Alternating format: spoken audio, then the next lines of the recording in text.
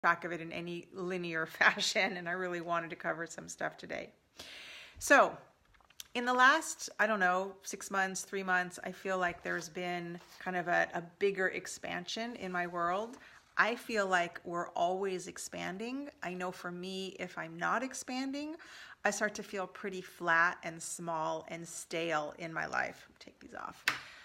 So I actually want to be expanding. And on the surface, it would seem like that would always be a good thing, or it would be an exclusively good thing to feel like the things that we desire, the things that I want, the things that I've been going after are coming to fruition, right? Like, who here has ever had that experience where you've been focused on something and it comes to fruition and it's exciting and it feels good and it feels powerful to manifest that?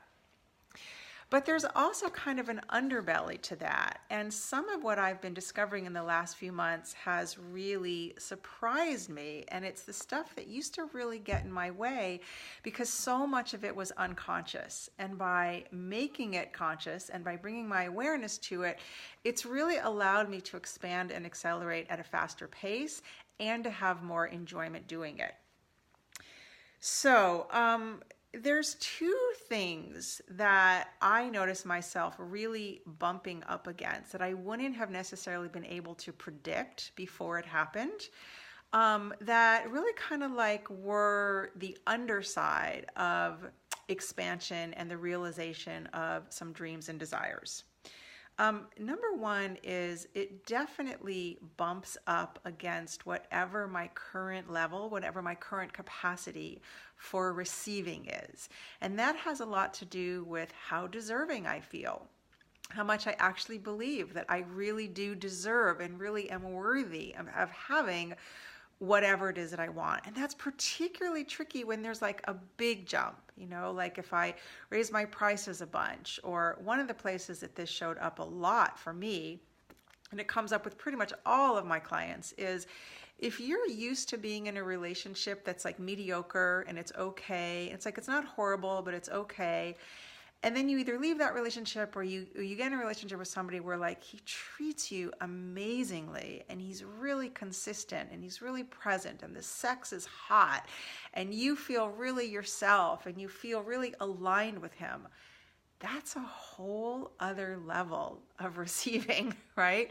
Have you guys ever made that jump in either your personal life or your love life where it's like you've had to really open up? And it can be very tempting in those moments to do something to shut it down, to either shut down in ourselves or to do something that kind of throws a wrench in it. Yeah, you're relating. Yeah. So that the other person is maybe not as wonderful or pulls back a little bit. So this is a deeply ingrained habit and pattern that we have. And the reason that we have that is because we're kind of built and wired. There's a part of us that really likes familiarity and consistency. It's just very reassuring when we live in a world that we can recognize. But the downside of that is that if I want to be able to continue moving into new territory, whether it's opening my heart more, having even better sex, making more money in my business, feeling a stronger connection with my authentic self, with the people in my world. There's 100 different ways that I could be expanding.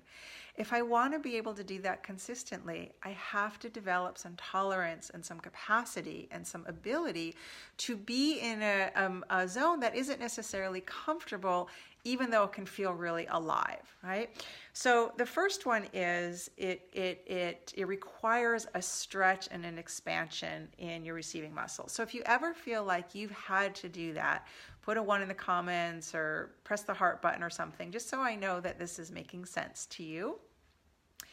And then the other one is that it really shakes up my sense of identity, of who I've known myself to be. For example, when I first started my business, I had been, thanks Brooke, I had been pretty successful pretty quickly in the other business endeavors that I had before I created Deeper Love, Better Sex. Deeper Love, Better Sex was like its own animal. Hey Denise. And it meant moving primarily to the online world, which there was a lot of stuff to figure out. And long story short, it took longer to get some traction. And along the way, I started thinking of myself as somebody who wasn't really all that successful in business, or who didn't have what it took, or didn't know how to do this. And I noticed that I had to really watch, because those were the thoughts that I started thinking habitually. And those are the thoughts that are going to be reinforcing to themselves.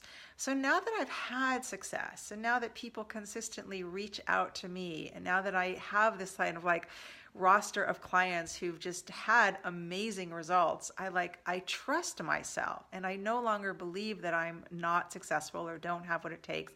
But there was a shift in identity where I had to go from thinking of myself as like she who struggles, she who can't figure it out, she who's never going to make the money she wants to make, to, wow, it's actually happening. I'm actually one of those people. And again, you would think on the surface that that would only be great, right? That it would only be a celebration. But it actually meant letting go of the identity, the part of me that had become aligned and identified with the struggle. Is this making sense to you guys? Like, this was so big for me to realize this. And here's how I see this, especially with around love, with the women, love and sex, with the clients that I support. Like, if they're used to having a certain level of connection or feeling loved at a certain level, or having like mediocre sex, and then their sex life really improves and they're like on fire and it's really amazing, and they discover that what their body is actually capable of, something I love helping women discover. Or they just like drop into a place where their heart just expands and opens. You better believe that some stuff is going to come up around that, and that is totally normal. But the important piece of that is it's a really pivotal juncture. It's a really important choice point where we get to decide, do I want to shut this down because I'm feeling scared or uncomfortable or unfamiliar in this new place of expansion? Or am I willing to allow myself to expand even further, even though it might be a little uncomfortable? For me, one of the best ways that I can allow that transformation is to get support. Like, hands down, my biggest breakthroughs in the last year are because I've allowed myself to get the support that I needed, both to work with like the part of me and the thinking patterns that were in opposition to that, but more than anything to help me normalize, like to make a new level of awesome normal. And that's been an amazing experience.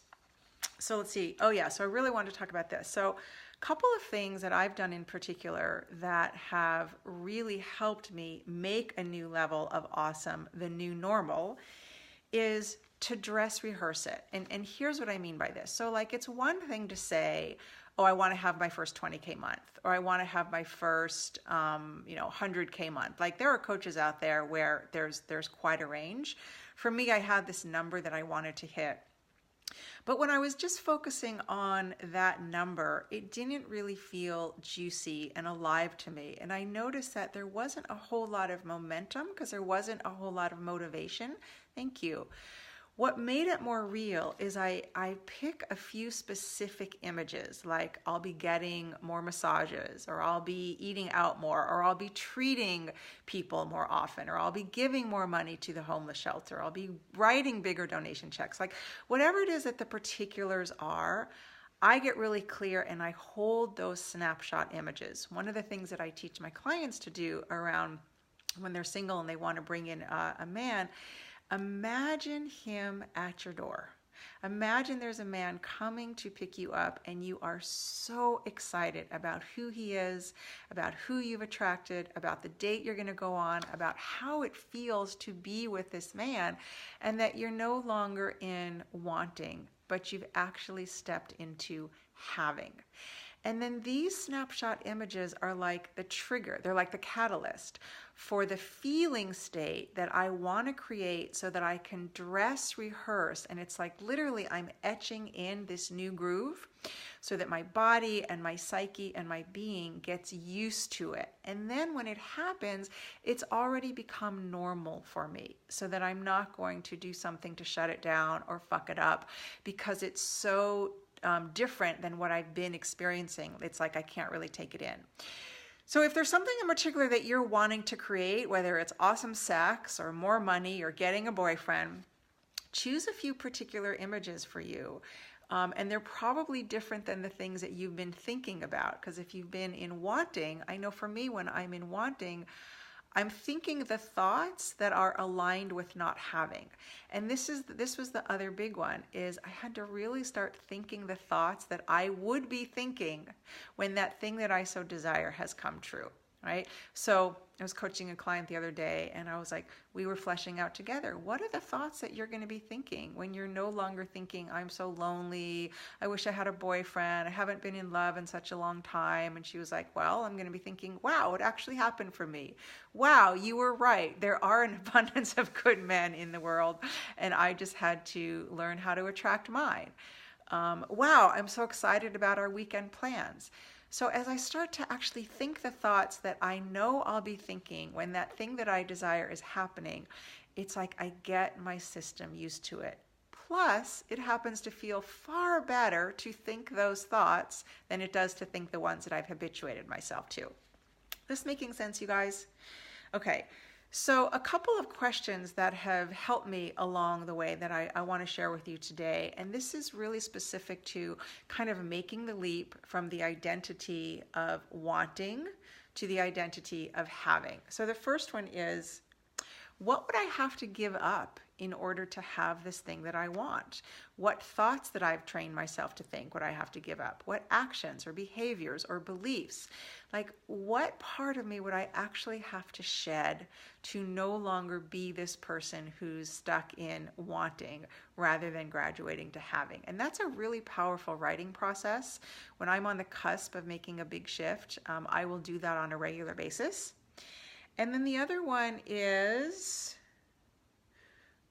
who I'd have to, can't read my writing, darn.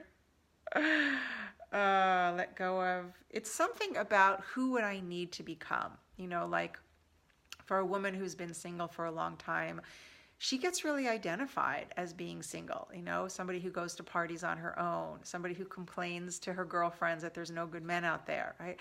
If you want to step into the person that you actually want to be, you got to start trying that on now. You got to start